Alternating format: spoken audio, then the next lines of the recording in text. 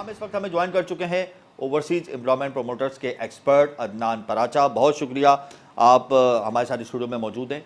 क्या मसाइल आते हैं कि हमारी वीज़ा पॉलिसी भी डिस्टर्ब हो जाती है, हमारी लेबर पॉलिसी भी डिस्टर्ब हो जाती है। फिर अभी एक खबरें ज़ेर गर्दिश थी कि लेबर एम्प्लॉयमेंट वीज़े पे पाबंदी लगा दी है, सस्पेंशन आ रही है यूएई हुकूमत की जानिब से। उसके बाद हज़ारों वीज़े तातुल का शिकार हो गए, उनको रिजेक्ट कर दिया गया। तो फिर कौंसल जनरल ने अपना बिलाखिर बयान दिया है कि ऐसा कोई मामला नहीं है, लेकिन रिजेक्शन फिर भी आ रही है, सस्पेंशन फिर भी आ रही है। ये मामला होते क्यों हैं? जी बहुत शुक्रिया जी।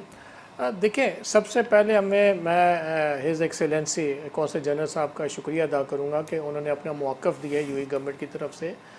हमें ये प्रॉब्लम्स कल से आना स्टार्ट हुई हैं, जिसमें हमारे जो है ये चीज़ समझने की ज़रूरत है कि कुछ वीज़ाज़ जो हैं वो डायरेक्ट इमिग्रेशन के वीज़ाज़ इशू होते हैं यूएई की तरफ से, और कुछ वीज़े हमारे अप्रूवल्स होती हैं मिनिस्ट्री ऑफ लेबर की तरफ से। अब मिनिस्ट्री ऑफ लेबर का सिस्टम के अंदर जो हमारी लेबर कैटेगरीज़ हैं, जो ब्लू कॉलर हैं, उसके अंदर हमें कल से 2 दिन से प्रॉब्लम्स आ रही हैं और वहाँ से हमें मोल लेटर इशू नहीं हो रहे, जिसकी वजह से हमारे कई हज़ार ministry of labour letter ji ministry of labour हमारी यूएई की जो है जी वहाँ से हमें अप्रूवल लेटर्स नहीं मिल रहे। जब वहाँ से मोल लेटर इशू होंगे तो उसका वीज़ा प्रिंट होगा, जो कि जो हमारे वाइट कॉलर वीज़ाज़ हैं जो पाकिस्तान के, वो वीज़ाज़ इशू हो रहे हैं, जिसमें सुपरवाइज़र्स, मैनेजर्स और इन कैटेगरीज़ के जो हैं वो इशू बिल्कुल हो रहे हैं। और डायरेक्ट इमिग्रेशन के जो कि हमारे फ्री जोन की कंपनीज़ हैं, उनके भी वीज़ाज़ इशू हो रहे हैं। लेकिन हमारे जो मोस्टली जो हमारी वर्कफोर्स जाती है वो हमारी मिनिस्ट्री ऑफ लेबर की अप्रूवल के बाद हमारे वीज़ाज़ इशू हो रहे हैं। हमें उसमें प्रॉब्लम 2 दिन से आ रही है, और इसमें मैं यूएई गवर्नमेंट से मैं रिक्वेस्ट करूँगा बीइंग ओवरसीज़ प्रमोटर्स, और कि हमारे इस रिक्वेस्ट को हाईलाइट कर रहा हूँ कि उसके अंदर तवज्जो दें, और थोड़ा सा अगर हमारे ये प्रॉब्लम्स आ रही हैं तो जल्द अज जल्द ये सॉर्ट आउट हो जाए। हो सकता है ये एक सिस्टम का एरर हो या कुछ भी हो सकता है, लेकिन उसके अंदर हमें 2 दिन से प्रॉब्लम आ रही हैं। 2 दिन से आपको जो प्रॉब्लम आ रही है, तो कितने पाकिस्तानी जो उससे मुतासर हो गए? और ये जो आपके पास जो ईमेल्स आती हैं ऑफिशियली मिनिस्ट्री ऑफ लेबर्स की तरफ से, उसमें क्या कहा गया है? देखिए, ऑफिशियली हमें मिनिस्ट्री ऑफ लेबर की तरफ से कोई ईमेल्स नहीं आते। हमें हमारी वाया कंपनीज हमें इन्फॉर्म कर दिया जाता है कि जी आपका जितने भी वीज़ाज़ हैं ब्लू कॉलर, जो कि हमें 2 दिन से हमें इन्फॉर्म किया जा रहा है कि उनकी अप्रूवल नहीं हो रही, टेम्परेरी बेसिस के ऊपर ये सस्पेंड किया गया है, परमानेंट नहीं है। अब ये टेम्परेरी कितने अरसे के लिए है, इसके लिए मैं रिक्वेस्ट करूँगा कि इसको जल्द अज जल्द ख़त्म किया जाए। और इसके पीछे बहुत सारे मुहर्रिकात हैं जिसकी वजह से यूएई गवर्नमेंट, अगर उन्होंने ये एक्शन लिया है तो उसके पीछे क्या समझते हैं, क्यों एक्शन लिया है? देखिए, उसके अंदर ये हमारी अपनी ही गलतियाँ हैं, क्योंकि हमारे जो मोस्टली जो इस टाइम पे वर्कफोर्स जा रही है वो पाकिस्तान से इस टाइम पे विज़िट वीज़ाज़ पे जा रही है।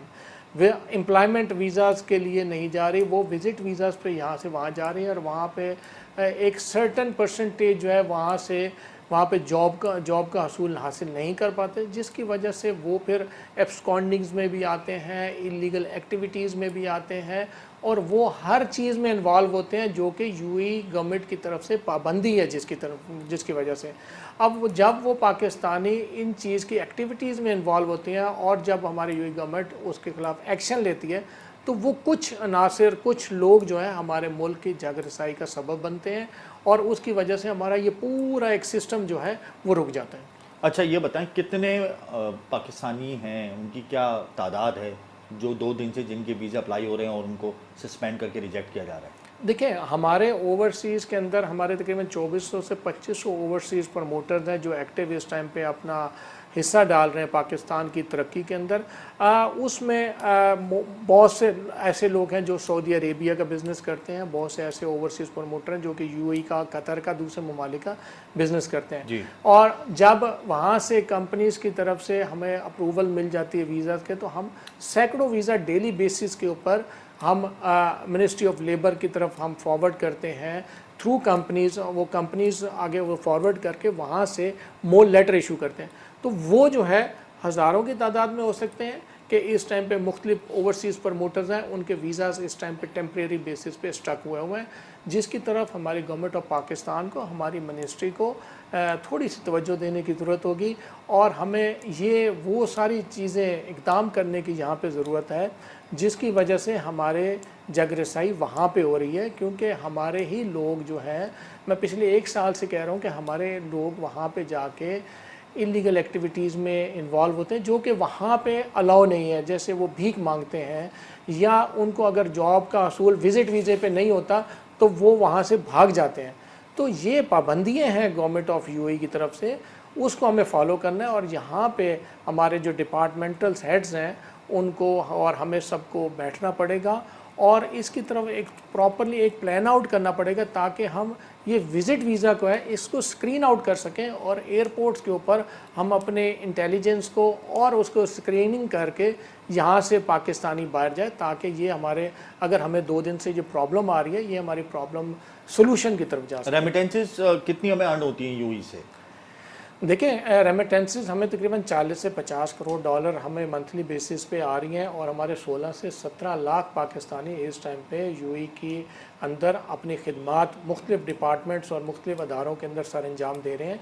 और मैं इसके लिए यूएई गवर्नमेंट का शुक्रगुजार हूँ कि उन्होंने हमेशा हमारी वर्क फोर्स को स्पेशली कंस्ट्रक्शन में और हॉस्पिटैलिटी के फील्ड के अंदर हमेशा तरजीह दी है। और हमेशा और हमारे साथ एक मुस्लिम ममालिक के साथ एक हमारे ताल्लुकात जो हैं उनके साथ बहुत अच्छे हैं हमारे।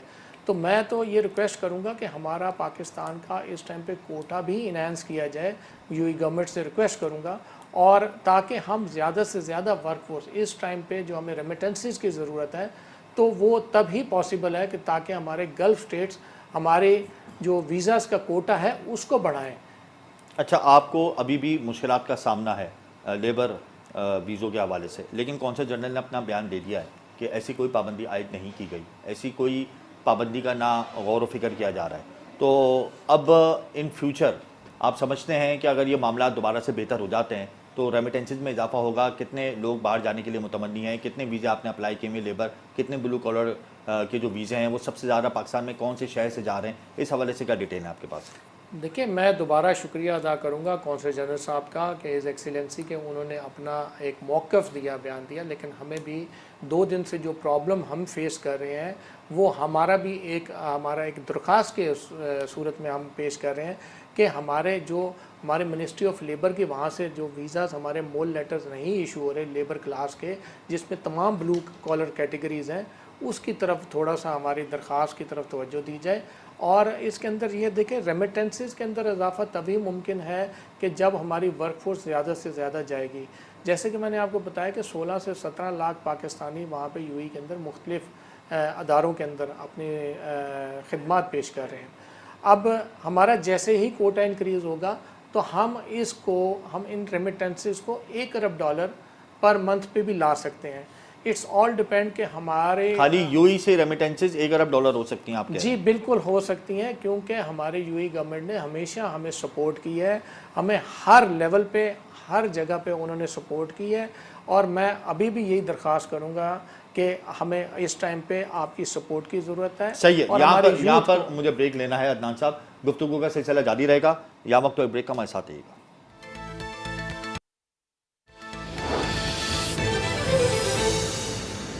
Welcome back. अदनान साहब, ये बताएं कि यूएई हमारी जो वर्क फोर्स जाती है वो सबसे ज़्यादा पाकिस्तान के कौन से शहर से जाती है और कितनी जाती है, और जितना रेमिटेंसेज हम कलेक्ट करते हैं यूएई से, क्या इससे ज़्यादा हम किसी और मुल्क से कलेक्ट करते हैं? जी देखिए, हमारी जो वर्क फोर्स यूएई के अंदर जो काम कर रही है ज़्यादातर वो हमारे पंजाब के एरियाज़ और केपीके के एरियाज़ जो है वहाँ से हमारी वर्क फोर्स ज़्यादा जाती है। केपीके के एरिया जो है लेबर वर्क फोर्स, जी लेबर, कंस्ट्रक्शन, ड्राइवर्स, ये सारी जितनी भी कैटेगरीज हैं मोस्टली हमारी पंजाब और केपीके के एरिया से जाती हैं। और इस टाइम पे 16 से 17 लाख जो पाकिस्तानी वर्क फोर्स यूएई के अंदर काम कर रही है, उसके लिए मोस्टली हमारे यही 2 सूबे जो हैं वहाँ से हमारी वर्क फोर्स की अवेलेबिलिटी ज़्यादा है। और वहाँ पे हमारे एसोसिएशन के ऑफिसेज और हमारे प्रमोटर्स भी ज़्यादा है, तो वहाँ पे एक ज़्यादा ट्रेंड है गल्फ स्टेट्स के अंदर काम करने का। अच्छा, यूएई और सऊदी अरब का अगर मैं बैलेंस करूँ तो क्या किसका पलड़ा भारी है? देखें, सऊदी अरबिया के अंदर इस टाइम पे हमारे तकरीबन 2.8 to 3 मिलियन वर्क फोर्स जो है इस टाइम पे सऊदी अरबिया के अंदर अपने खिदमात अंजाम दे रहे हैं, और यूएई के अंदर 16 से 17 लाख है। तो तकरीबन ऑलमोस्ट सऊदी अरबिया डबल है, क्योंकि वो हुजम के लिहाज से भी बड़ा है, और वहाँ पे जो इस टाइम पे जो एक हिज एक्सीलेंसी शेख मोहम्मद बिन सलमान साहब का एक जो विज़न है 2030 का, नियॉन सिटी का, और हमारा जो उन्होंने जो एक फीफा वर्ल्ड कप 2034 का भी एक उन्होंने एक अचीवमेंट हासिल किया, तो वहाँ पे वर्क फोर्स का रुझान ज़्यादा है। और वहाँ पे हमारे जो ये जो प्रोजेक्ट्स हैं इसके अंदर मैं देखने में आ रहा है, जैसे कि सऊदी अरेबिया गवर्नमेंट ने अभी अनाउंस भी किया है कि वो हर साल पाकिस्तान से 1 मिलियन वर्क फोर्स लेंगे अगले साल से। जब जो इस टाइम पे हमारी 5.5 लाख और 5.25 लाख के करीब वर्कफोर्स हमारी सऊदी अरेबिया जा रही है, वो हमारी अगले साल से इंशाअल्लाह ताला ये डबल हो जाएगी, 1 मिलियन। मगर पासपोर्ट के कुछ मसाइल आए थे, सऊदी अरब एम्बेसी ने शिकायत भी की थी इस हवाले से, वो क्या मामला था? देखें, उसके अंदर ये है कि पासपोर्ट के जो मसाइल आए थे वो हमारे सऊदी गवर्नमेंट ने हमारी एम्बेसीज़ को और हमें ऑन बोर्ड लिया था यहाँ पे पाकिस्तान गवर्नमेंट को, कि ऐसे उन्होंने कई हज़ार पासपोर्ट्स पकड़े हैं जो कि पाकिस्तानी नेशनल नहीं थे। अब अच्छा, पाकिस्तानी नेशनल नहीं थे? जी जी। तो उसके अंदर जो हमारे जो है नादरा और पासपोर्ट ऑफिस जो है वो इसके बारे में बेहतर मौक़िफ़ दे सकते हैं कि वो पासपोर्ट्स कैसे इशू हुए, एनआईसी उनके पाकिस्तान के नेशनल आईडी कार्ड्स कैसे इशू हुए, क्योंकि ओवरसीज़ प्रमोटर्स का जो हमारा जो काम है वो वीज़ा का हसूल हासिल करना है और हमारे वर्क फोर्स को यहाँ से बाहर भेजना है। इसके लिए उसके आप लोग चेक तो करते होंगे ना, डॉक्यूमेंट्स वेरीफाई तो करते होंगे? देखें, जब उसका तो पूरे करते होंगे, उसके बाद ही आप इम्प्लीमेंट करते होंगे जी। देखें, जब एनआईसी उसका ओरिजिनल है, जब पासपोर्ट उसका पाकिस्तानी ओरिजिनल है, और उसके अंदर जो है एफआरसी जो है फॉर्मर उसका फैमिली रेजिडेंस जो है उसका एक ट्री होता है फैमिली रिलेशंस का, वो जब प्रॉपर पूरा है जो कि नादरा और पासपोर्ट ऑफिस से हो के हमारे पास आता है, और उसी पासपोर्ट पाकिस्तानी पासपोर्ट की बेसिस के ऊपर हम उनको हायरिंग देते हैं और यहाँ से पाकिस्तान से बाहर भेजते हैं थ्रू प्रोटेक्टर ऑफिसेस। तो ये हमारे एंड से तो ये चीज़ नामुमकिन ही समझें कि हम उनको सर्च आउट कर सकें कि ये पाकिस्तानी नेशनल है या पाकिस्तानी नेशनल नहीं है, क्योंकि हम जिन बेसिस पे करते हैं वो हमारा दूसरे डिपार्टमेंट्स हैं जो कि पासपोर्ट इशू कर दिया, हमने वहाँ से वीज़े का हसूल हासिल करते हैं। अच्छा, ये बताएं अदनान साहब, रेमिटेंसेस के हवाले से सऊदी अरब के और पाकिस्तान के दरमियान एक MOU साइन हुआ है। रेमिटेंसेस को आपस में उनका जो तबादला होगा वो MOU बड़ा ज़बरदस्त है, गवर्नर स्टेट बैंक कर आए हैं इस वक्त, तो उस MOU से काफ़ी हद तक सहूलियात मिलेंगी ओवरसीज़ पाकिस्तानी को, तो उस हवाले से आपका क्या मौक़िफ़ है? जी, बहुत अच्छा सवाल है। देखें, स्टेट बैंक और अरब मॉनेटरी फ़ंड ने जो ये MOU साइन किया है, इसके अंदर पाकिस्तान में रास्त है और वहाँ पे बूना है। ये एक MOU जो साइन किया उससे क्या होगा कि हमारे जो पहली तो बात है जो पाकिस्तान के अंदर जो हमारे अकाउंट होल्डर्स हैं उनका अकाउंट मोबाइल नंबर के साथ कनेक्ट हो जाएगा, और मोबाइल नंबर के साथ कनेक्ट होने के बाद जो हमारे ओवरसीज़ पाकिस्तानी यहाँ से गल्फ़ स्टेट्स की तरफ जाएंगे तो वहाँ पे वो अपना अकाउंट जो बूना का जो ओपन करेंगे उससे वो कनेक्ट कर देंगे हमारे पाकिस्तान के अकाउंट्स को। तो वहाँ पे 24/7 हमारी लेबर क्लास, हमारी किसी भी कैटेगरी की जो क्लास है वो अपने पाकिस्तान के अंदर ऑन इंस्टेंट 5 सेकंड 10 सेकंड के अंदर वो अपने पैसों को वहाँ से यहाँ पे अपने फैमिली के अंदर ट्रांसफ़र कर सकेंगे। यहाँ ये सिक्योर भी विदाउट एनी सर्विस चार्जेस। जी जी, ये सिक्योर भी है, इंस्टेंट भी होगा और थ्रू बैंकिंग चैनल होगा, क्योंकि वो अपनी एप्लीकेशन यूज़ करेगा, उस एप्लीकेशन के थ्रू वो यहाँ की एप्लीकेशन के अंदर पैसे ट्रांसफ़र होंगे और वो पैसे जो है उसके अकाउंट के अंदर चले जाएंगे।